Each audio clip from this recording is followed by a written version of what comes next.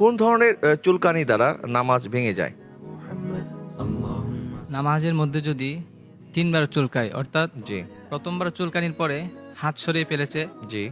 দ্বিতীয়বার আবার চুলকাইছে আবার হাত সরিয়ে ফেলেছে, তৃতীয়বার আবার চুলকাইছে হাত সরিয়ে ফেলেছে, যদি সেটা একই অবস্থায় হয়, অর্থাৎ সেজদা অবস্থায় হয় অথবা রুকু অবস্থায় হয়, একই অবস্থা হয়, সেক্ষেত্রে নামাজ নষ্ট হয়ে যাবে। অর্থাৎ একই রোকনের মধ্যে যদি কেউ জি, তিনবার জি তিনবার কেউ একই জায়গায় বা বিভিন্ন জায়গায় চুলকায়, সেক্ষেত্রে তার নামাজ ভঙ্গ হয়ে যাবে। মোহতারাম, আমাদের প্রতিযোগীর উত্তর সঠিক আছে কিনা, সে রোকন শব্দটি মিস করে ফেলেছে, তারপর সঠিকভাবে ধরে নেওয়া যায় কিনা? যে উনি আনসারটি সঠিক দিয়েছে এই জন্য যে রোকন হয়তো বা টার্ম হিসেবে ইউজ করতে পারেননি, কিন্তু ওই ব্যাপারটি আমাদেরকে বোঝাতে সক্ষম হয়েছেন যে আসলে একটি জায়গায় এটি উনি উল্লেখ করেছেন এরকম একটা শব্দ, রোকন না করলো। জি সেই হিসেবে আমরা ওনার আনসারটি সঠিক বলে ধরে নিতে পারি। জি, আপনার উত্তরটি সঠিক হয়েছে। আলহামদুলিল্লাহ।